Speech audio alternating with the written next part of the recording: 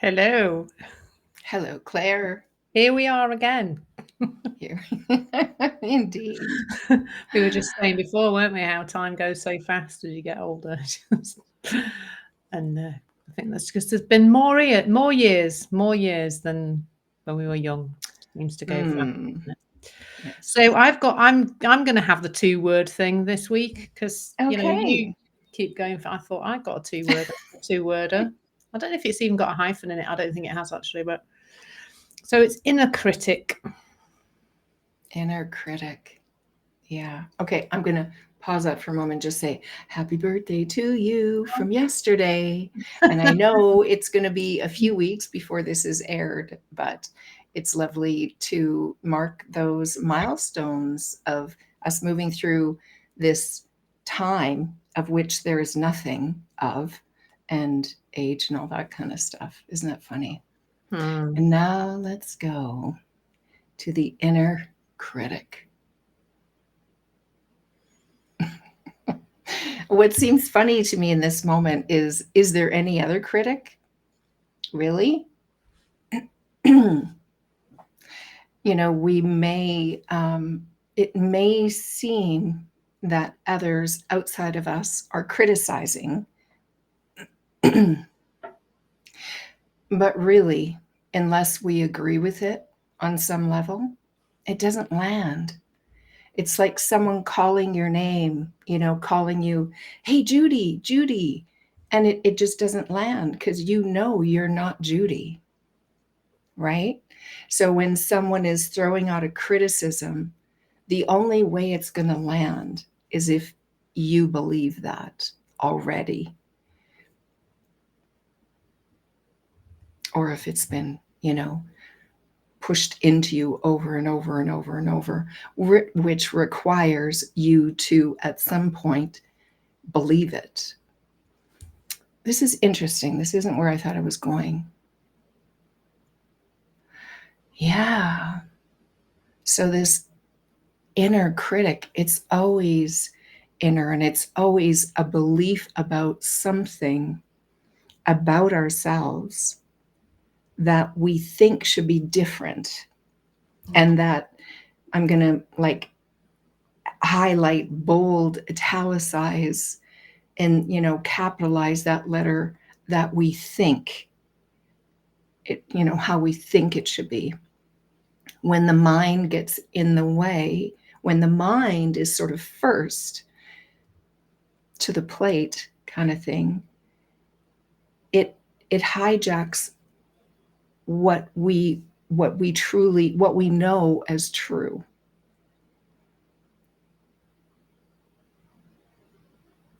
The essence of who we are is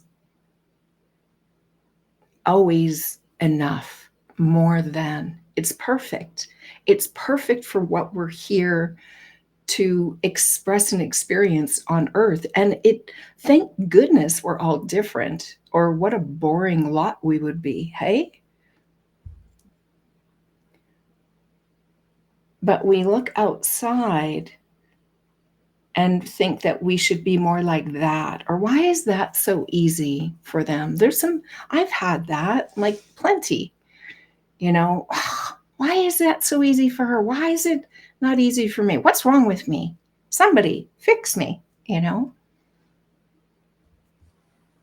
When really there's nothing wrong, but everything right perfectly, when we can just settle in and see that, oh, hey, this works. Okay, maybe I could learn that. I could. And what do I already do well? How else can I do this? And it's not going to look like that, but it's going to be so much more rewarding, satisfying. Yeah. Anyway, I'm going to stop there, because the more I dive into it, the more, let's just see tell me what you see about that inner critic. Yeah, first of all, I loved what you said about at the beginning about it not landing if it doesn't. almost already have a home somewhere there. You know, it's already been, yeah, it's already got, it's like a resonance, isn't it? If it's, yeah, if you don't already believe it, you just like, yeah, whatever, not nothing to do with me kind of thing. But you also said, I wonder how much of it actually comes from the outside. And I think as grown adult women as we are, probably not very much really. And most of it is, if we do perceive it's coming from outside, that's a lot of that is made up by us, you know, by that voice inside us saying, you know, there's people are going to say this, people are going to think this about you, people are going to, you know, don't do that because people are going to judge you. You're in, you know, the kind of imposter syndrome. I kind of collect those voices all into one little box, really, all the ones that undermine us, I suppose. And I think the next thing that comes to mind is back to the feeling. And I think we've touched on this a little bit recently. Like, how does it feel in our bodies when that voice kicks off? Like, horrible. We feel restricted. We feel, I think, I don't know about you, but in my business, if it rears its ugly head, I feel shut down. I can't, I get stuck and I can't really, I end up procrastinating. I feel overwhelmed. I don't want to, I feel this resistance to sort of moving forward and I guess putting myself out there or sharing what I want to share with the world or taking the next step in my business. That's how it seems to stop. But I think fundamentally that is because there is, I think, fear, like, just to really simplify it, because that's its root, isn't it? The inner critic, its root is, how do we keep Clare and Michaela safe? Like, how do we keep us safe from criticism from outside? And the irony is that the inner critic says, you're a bit rubbish, to keep you in a little tiny box so you don't go into the world and get criticized in the outside world where none of that actually even exists. It's like so much irony, I think, in the inner critic. But of course, when we learned that, when we were these little tiny sponges and we were just learning from our environment, I almost think there was like a mix up along the way where, absolutely, I learned that hot drinks are going to scold you and knives are sharp and don't walk in front of a bus. That's pretty dangerous. That's going to smart a bit, or whatever. But alongside that, and those things that we've learned to keep the physical safe are so vital. We want children to understand that these things are physically dangerous to them. The problem was that probably in the same tone of voice, I think, our parents said, don't do that, which that might have been get 18 out of 20 in a spelling test in my case, probably, or don't speak out in front of adults, wait your turn to speak or keep quiet, or, especially as girls, I think probably a lot of that. And I think the same tone of voice that a parent might use when they go, no, don't touch that, it's hot. It's like the same tone of voice that's used to say, no, don't. It's that same kind of louder voice, firmer voice, slightly more scary voice. And so somewhere along the line, we've mixed up, and everybody's experienced this, I think, mixed up. These things are useful to keep the physical form safe, but these things about keeping us safe from other people's upset and anger and judgment, they're just nonsense. They're just a misunderstanding, really, on the part of both the person delivering it to us as a child, but also how we've learned to. Not that we learnt it, but our system learnt that, it's not okay to speak up, or it's not okay to present. I mean, I find, quite a lot of time I work with people who want to do things in their business, like going live, and they can't do that. They just can't do it because at some point somebody criticized them for speaking up or expressing themselves or whatever. So it is a safety mechanism. So, like, going back to how it feels in the body, fear is probably it's fear. And when we feel a feeling like that in our body, that is letting us know just one thing, and that is, what is our state of mind right now? Not what is the thing. It's nothing to do with the thing we're about to do, but just how we're relating to it, what we believe about it, and what we believe about ourselves in relation to it, more than anything. I'm on a little program at the moment with the lovely Grace Kelly, who you know, and Mark Howard, about not thinking about yourself. It's really the 1 week, and it was really good. It was like, yeah, because that's it, isn't it? Spending so much time thinking about ourselves, and the inner critic just loves to be swimming around in that soup. Oh dear, yeah. How am I doing? Am I okay? Am I going to put a foot wrong? Am I? And imagine if we never, imagine if we stopped. If somebody just switched that off for a couple of days and we just didn't have that voice about us in our heads, I wonder what we would do.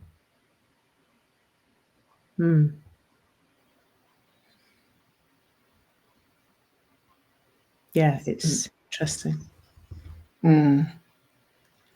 Yeah, that would be a lovely experiment, because it all does come from inside.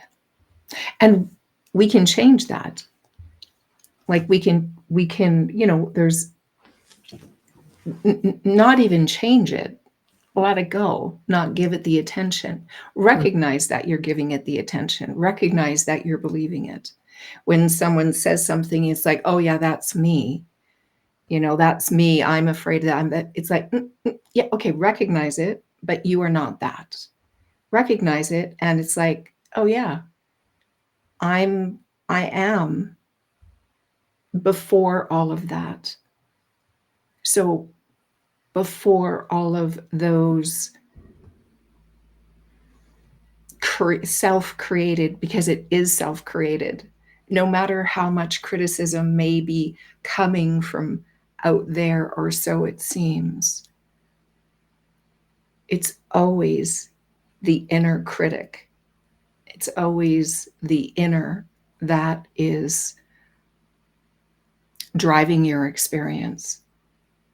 So in that sense, it truly matters not a whit what anyone says, thinks, does, not a bit.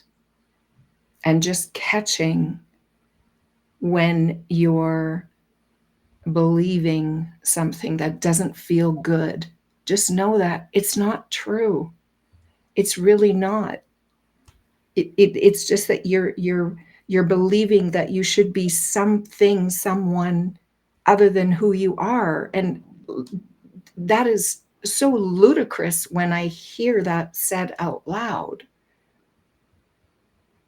We are who we are. And when we talk about that, we might think of, it's Rob's birthday today. I did a birthday card and I was writing all these things about him, like one word descriptions.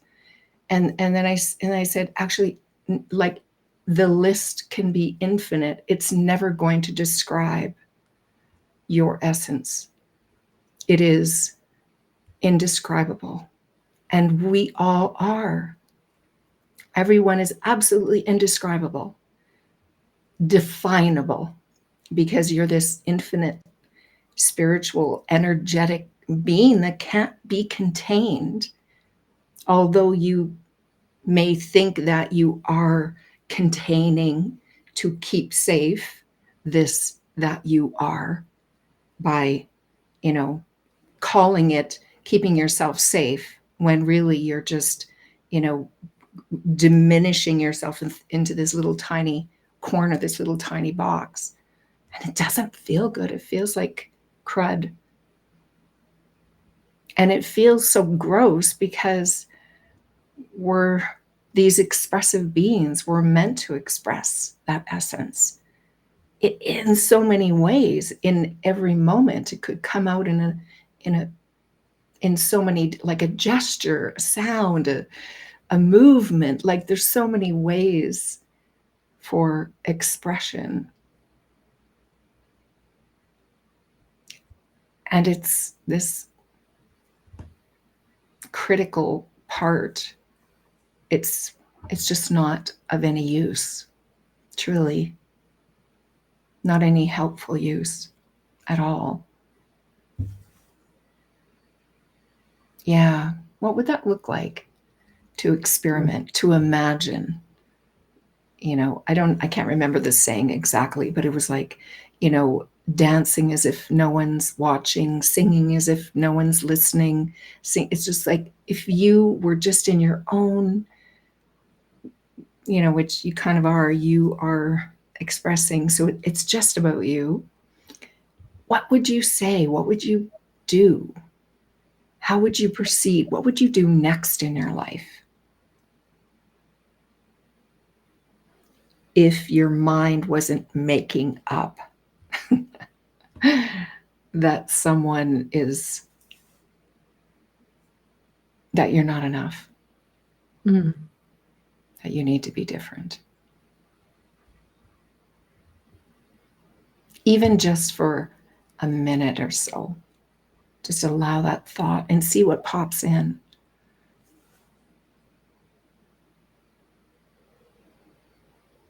I imagine there would be some things popping in that you're familiar with. It's like, yeah, right, I've always wanted to do that, but, or when, or it may be something totally new that pops up that'll have you like, huh.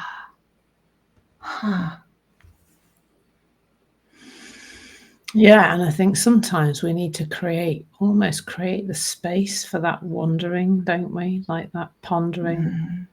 Sometimes I know when I'm being kind of feeling sticky and everything, and I'm not really moving forward. I know to move away from my desk and more just go sit in the chair over there and just pause and observe the narrative of whatever it is, and feel my feet on the floor and take a breath and allow. Like, I think it's just the next thing, is it? We don't have to go big, crazy. It doesn't have to be massive. It can often be just what's coming to mind to do next. What's coming to mind? It might be to sit in that chair for a bit longer. It might be to make a cup of coffee. It might be to get a glass of water. It might be just something. I think Michael Neal calls it the comfy chair exercise, where he says, just go sit in the chair. Nothing, no phone in your hand, nothing playing, nothing, no sound, just be for a little while. Because I think sometimes in the fight to quieten the inner critic, we distract or we procrastinate. Well, I usually distract by being busy. I used to distract by going to the fridge, but I don't do that anymore. I always say busyness is my drug of choice. I'm just like, I'll just like busily do something that's not really anything. And that sometimes for me is the signal to go sit in the chair and just pause and feel what's going on in the body. Like forget what's going on up here unless you're just observing it, but get into your body as soon as possible. And I often say to people, like, just observe your emotions, or observe the sensations in the body. And people are like, well, I don't really know how to do that. And I came up with this metaphor a little while ago, which is, when your kids were little and they used to make like an autumn collage with all like conkers and dried leaves and bits of seed pods and all that kind of thing on it. And of course, because it was made with that rubbish school glue, like Pritt stick, if you have Pritt sticks over there, of course, it all fell off really quickly all over your kitchen floor. But I always think, like, just so that kind of brings the temporary nature of the sensation. But if you were just saying, oh, look, there's a spiky conker, and there's a bit of leaf here that's a bit crunchy, and then there's a little catkin and that's a bit fluffy, like that's almost like the process of observing the emotions. It's there's a bit of fizzing here, there's a bit of tightness there, there's and just not even out loud, but just noticing it, these sort of pockets of energy and pockets of sensation, and also noticing how they're all moving and changing all the time. And they are our lie detector system, like you said. They're letting us know that those awful thoughts are lies.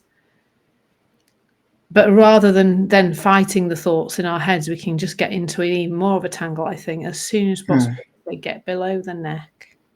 Yeah. And just sit with the sensation. That's often what I do in the chair, is just go like, what is, often for me, it's overwhelm. They'll be like this, like somebody sat on my chest, really heavy feeling.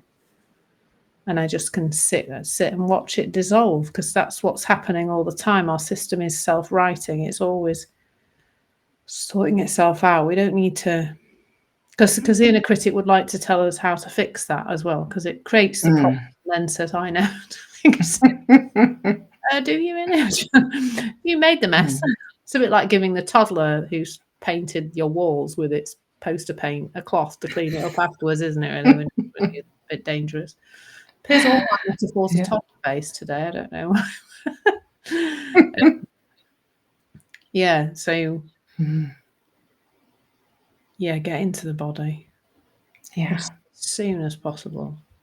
Mm. Don't let the head try and think your mind trying to fix your mind is just, because the inner critic also loves it if you can't resolve the issue. If you can't resolve the inner critic says, oh, you're rubbish at solving the inner critic as well, aren't you? That's right. See? Told you. Yeah, you really are rubbish. Yeah. You can't even do this. And coming to this toddler thing that's coming up, it's like, do you see them doing that?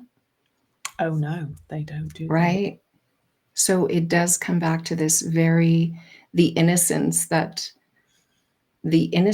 of who you really are. To just go for it. Whatever it is in the moment. Yeah. Beautiful. Yeah. Oh, thank you, Michaela. That was lovely. Yeah, thank you. It's good. It's always good. Appreciate that. It is. Yeah. I will see you next time. Will do. Ciao for now. Bye.